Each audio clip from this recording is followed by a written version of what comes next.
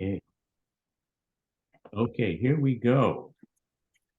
It is Wednesday, May 31 at 1:04 p.m. Pacific Time, 4:05 p.m.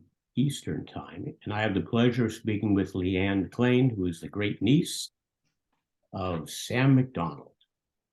And first, thank you so much for agreeing to this. Uh, you must be very proud. You have to be proud. I am very proud, and it just things are just kind of falling in place. Just this time last year, they named a street, a circle after my father in Santa Monica, Sam McDonald's nephew, who was the first African American child born in Santa Monica in 1907, and left his mark on Santa Monica. Not only that he was born there, but major contributions to the city, not only the African American community, but the community at large. So, So you are blessed with a very dynamic gene that propelled you with uh, your great uncle and your dad and yourself being so worldly. So this is really something to admire. well, I feel like I'm walking in giant, following in giant footsteps. Hmm. My father was very much involved with giving to the community. He started the first Boy Scout troop for African American boys in Santa Monica Very good. that went on for 25 years. Hmm. And then he was, got many, many awards in Santa Monica. And my mother also was quite active. So it just, I think it's who the McDonald's are. Hmm. My father's name was Donald. Took my grandmother's, maiden name was McDonald, and so she named her first son Donald. Yeah, so it just kind of, and my brother's name was Donald. He was Donald Jr. Yeah, It kind of flows. yeah, it does. But no, very, very proud of. We called him Uncle Man. I didn't even know Emmanuel was his name until I was older, but he was Uncle Man, and we did annual trips. We'd get in the car and we would drive up to Chihuahua. Hmm.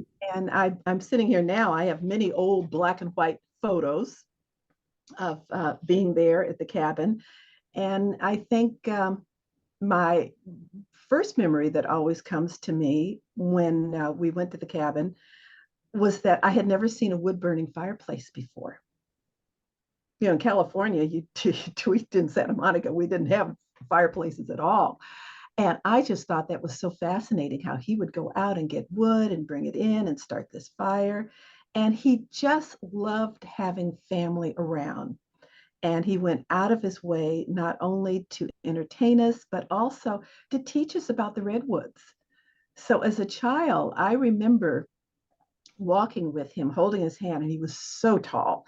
And I used to think that he was like the redwoods. He was just, I'd look up at him. But he would take us on hikes, on walks, and point out different species and the trees and those, what are those yellow, what do they call? They look like banana worms, Banana slug. banana slugs. Yeah. And so it was just, those are memories that I have.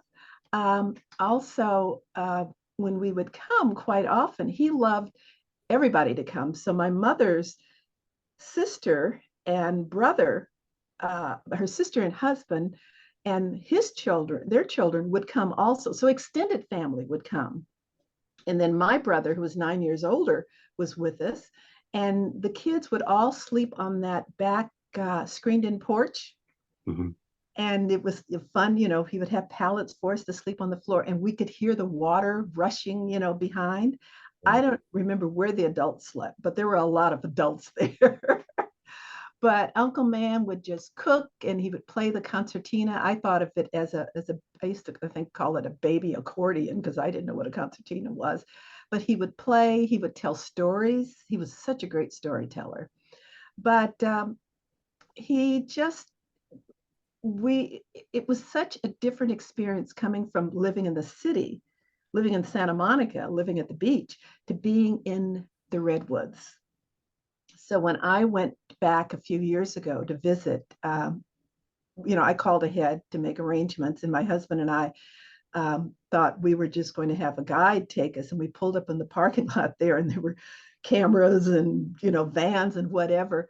But I remember we did the hike to get back into the cabin, and it was closed, and because it was uninhabitable, but I asked if I could please go in, and they let me go in, and I walked in, and it was just a flood of memories came back, looking around and remembering, the very small kitchen, but he was always, cooking for us, and steaks and whatever, and seeing that fireplace again and walking out on that screened-in porch just brought lots of happy memories back of the family. So it's always been a special place for me. Um, it Uncle Man was always such a unique person. I don't remember him coming to Santa Monica, but I do have pictures of him, because he used to drive down in his, was it a Model T Ford? I can't remember what it was, but he would drive down, and I have a photo here of my grandmother sitting in his car. Wow. Yeah, Selena. And my dad was such a historian that he has it all labeled here. He has Uncle Man's old dart, he has here, and Mother Selena. So he labeled, and here's another picture. Yeah. Nice. Yeah. Is there a year along with that? The year, I don't think Dad put the year on this, and that's surprising because he always did. But my grandmother died. I never knew my grandmother. She died when my father and his brother were in their late teens. So this was quite a while, before. But I feel like I know her because I have acquired, my dad kept all of her papers and her notes. She used to keep a journal, and I have all of that. And I have some of her things that she had in her home. So there's a closeness there, even though I didn't know her, but I feel like I do know her. But this is one of my favorite pictures. This is my brother. This one is labeled 1940. Oh no, yeah, 41. This is my brother and Uncle Man standing in front of the sign. Yes. Yeah, Yeah. yeah, We have no, we don't. We have a photo of him in front of the sign, but not with the young man. With, yeah, yeah, yeah, university president, I believe. yeah. So yeah, because we have this one too. In fact, this one, I think Uncle Man, I don't know if Uncle Man wrote on this one or if my dad did. We have this one. And then here's a picture of my dad and my brother standing in front of Chichihuahua. And then, oh, here is my dad, my uncle, and his niece, my dad's cousin Jessie. Uh-huh. So we have quite a few. Like I said, some of them are better. Oh, this I love. This is my mother in front of Chichihuahua doing a very Hollywood glamorous pose. Very sweet. Yeah, and this is Uncle Man and his horse or mule, I don't know which one. And then this, I have the original of this, but this is his mother. This is Priscilla Wheatley McDonald. So when we went up to see the cabin a few years ago, I took this picture and gave it to them so they would have a picture of this. But I don't have a picture of Peter Bird, who was his father, Peter Bird McDonald. But one thing that I've noticed in most of the articles that, or not articles, things that were written about Uncle Man previously, they never mentioned that he had a sister. They talk about his two brothers, but they never mention his sister. And I always thought that was interesting because they were very, very close. There were 4 children that Peter Bird had with Priscilla Wheatley. And she died not long after they got to California. William and William and Harry were the two brothers. Harry was the eldest, Selena was next, then William, and Uncle Man was the youngest of the four children. But the boys and their mother and father came out by wagon from Louisiana.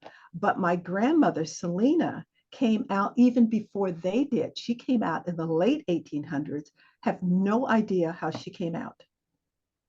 But she came out, and I actually have her, hold on a minute, you'll find this interesting if I can get it real quick.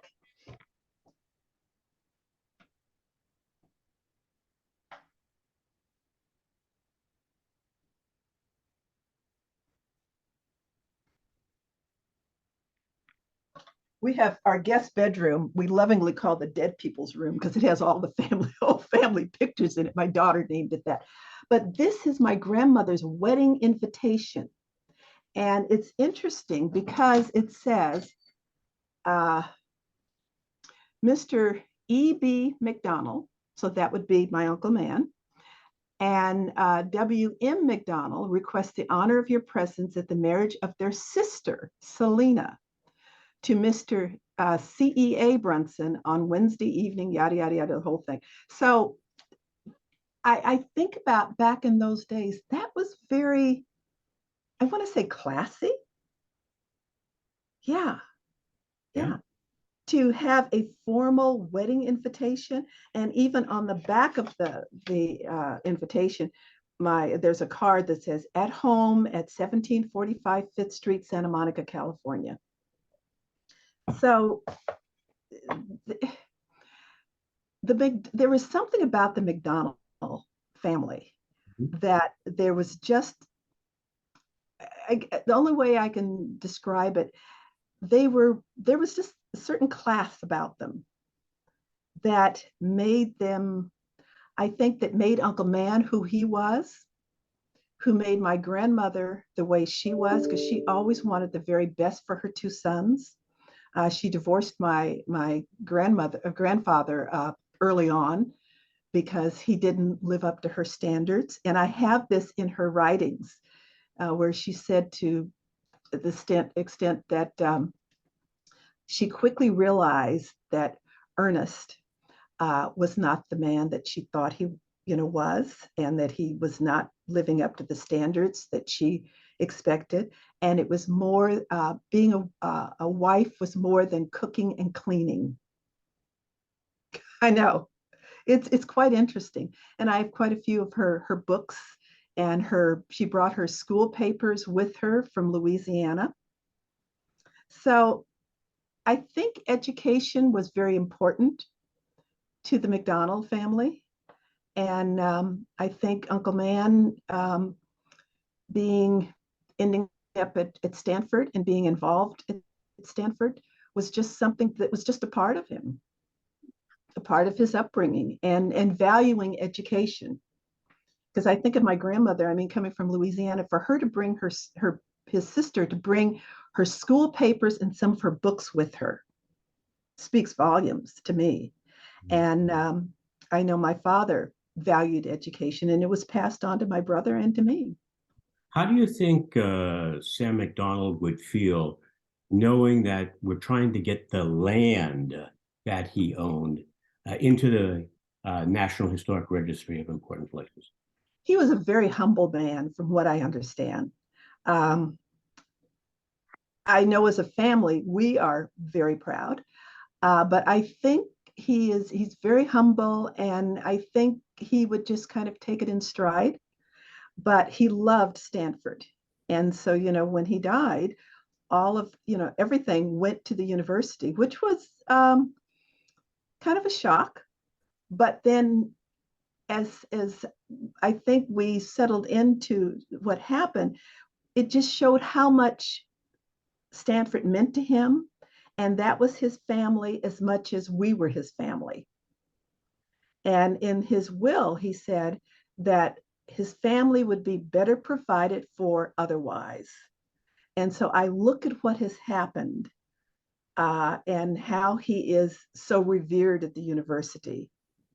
And now, if this happens, it's just, yeah, I would much rather have this than any monetary gift that he would have left, and to have a state park named after him. So it's there are not many. My brother has passed.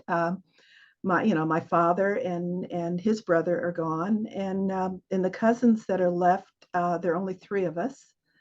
So it's I'm quite proud, and I just,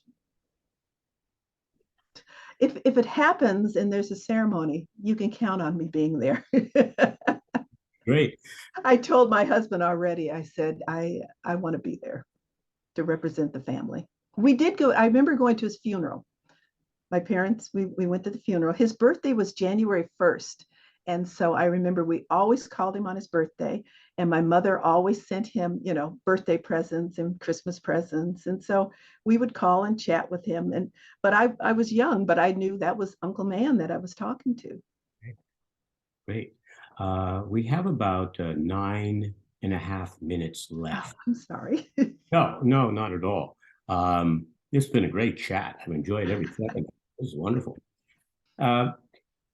The county is seeking to get the land, not Chichiwawa, but the land plate. So how do you feel about that? It will still be the state park, right? But it will be County the county park, but it will be considered a state national. If we're fortunate enough to get it registered on the national registry, it automatically becomes a California historic place as well on the California registry. So we get a lot of bang for our buck here if we go. Yeah. See, I thought it was just Chichiwawa, the building itself, but you're talking about the state park. We're talking about the land, his 430 acres. And again, in the other articles that I read, and I read his autobiography as well. Yeah. He really treasured those redwood trees. Oh, he did. He did. Very much so. He was very spiritual. I mean, that was kind of a cathedral to him, to stand among those redwoods, and the whole family was very, very religious because his father was a minister, was a Methodist minister. So I know my grandmother was from what I understand, she was religious. My father was very religious. So it just kind of goes with the tenor of the family. And so to have the yes, how would I feel about it? Absolutely elated.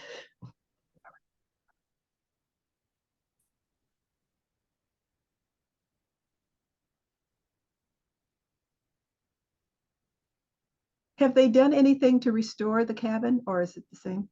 No. There has been some talk by the county to take it step by step, because I was there a couple of weeks ago, and we'll probably go again next week as well for photographs. But it needs a tremendous amount of work and money. So the first issue for the county will be to secure the property from vandalism. Perhaps others have slept there because it's not secure at this point. Yeah. No one knows, but the idea is to put up perhaps some cameras or something like that, and to have it monitored by the rangers. Well, it was a ranger station for a while, I understand. I didn't know that. Yeah, that's what we were told. It was a ranger station where they, the ranger and his family actually lived there, or the ranger lived there. Yeah, yes, that is true. That I heard, right. Right. It would be nice if they could preserve it, because that was so important to him. I mean, he had his apartment, on campus, and And I remember how it was I remember my dad saying how hard it was for him when his legs were amputated and he could not live alone in Chihuahua anymore. And the university had a special place for him where he could, could stay and could maneuver around. We did go to see, I remember seeing him, after his legs were amputated. Mhm. One of the articles that I read said, well, I can cope with the legs, that's just the way it goes, sort of thing. You cut the dead branch, the limb from the tree, that's Mm. fine. Do you really think he was that tenacious inside, or was he just putting up a nice facade for the family? Probably a facade because he probably a facade, probably a facade. I can't imagine him. I think again, this was probably a part of his acceptance because of his religious belief that things happen for a reason. I mean, I was brought up hearing that all the time, and some things are out of our control. But no, I mean, if he had his druthers, I'm sure he would rather have had his legs than to be without. He'd play that concertina and he wouldn't dance, but it was just something about him and just his statue just was so much a part of his persona of who he was that I'm sure it was difficult, but I know we went up to see him and spent time with him even after his legs were amputated. The only thing that we never got to do, and I'm sorry, was I don't know if they did it before he passed or not. The Sam McDonald Day that they used to have, the football team. Yes, I would have loved. Do they still do that? Do they have Sam McDonald Day? Probably not. I don't know. I don't know. It's interesting. I have several colleagues at Indiana University who are Stanford grads, and I had to tell them the story. And one is an African American man. Professor, he knew nothing about Sam McDonald. And a couple others, didn't know anything about it. So I've been sharing the articles and telling them the story and all. And in fact, one lives just around the corner from us. And I saw his wife the other night and told her of the possibility of, what may happen. And she said, oh, her husband would be so thrilled. She said, I wish we had known about his story when we were at Stanford. Mhm. Yeah, one of the articles makes the point that even a few years after Sam had passed, within 5 years, no one knew of him. Mm, Anything about Sam McDonald Road or Boulevard? Nothing. Just gone. yeah, yeah. Uh, the articles that I read also, what you commented on the uh, lack of racial animosity that both you and he exhibited. So where does that come from? How did you get that in the 2 minutes we have remaining? Sorry about that, but I think for me, it was modeled to me by my parents. Uh, in Santa Monica at the time, they were growing up, there were very few African Americans. In elementary school I went to, I was the only African American girl until I was in the sixth grade. Um, Middle school was, just a handful of African American kids. But my parents taught me to navigate both worlds because that's what they did. They had as many white friends as they had African American friends. I grew up in the African Methodist Episcopal Church. My father was one of the founding members there. So now I look back and say, well, I was with my white friends during the week at school. And on the weekends, I was with my African American church friends. And so it was a balancing act, not a balancing act, it was just how I lived. I mean, I never even thought about that, but my mother many times was in organizations where she was the only African American woman, and my father the same thing. So I think that was just what was modeled to me. And for my dad, I think my grandmother Selena wanted the best for her two boys. She wanted them to be in scouting, and she found a white scout troop that finally accepted them. But my dad, to get his swimming merit badge, because there were no pools in Santa Monica that would allow him to learn how to swim. He taught himself to swim off the Santa Monica Pier. So there was a lot of tenacity that was modeled to us, to me. The house that my dad was born in, and that I lived in until I was about 6 years old, we had to move from it because the high school was expanding and they bought the property. So, but the street was very, very integrated. And my parents wanted my brother and I to grow up in that same setting, but Santa Monica at that time was redlined. So we were able to buy a house from an owner and outside of the redlining district area. So we were the first African-American family to live at the corner of Euclid, Michigan, which is now Brunson Circle. So I grew up with a lot of that. I mean, it just. You're very lucky. Okay, well, thank you so much. This has been a delightful interview. You're a fascinating lady. I certainly wish you well. And Thank you. It's been a great, great experience. So thank you so much for your time. Thank you. And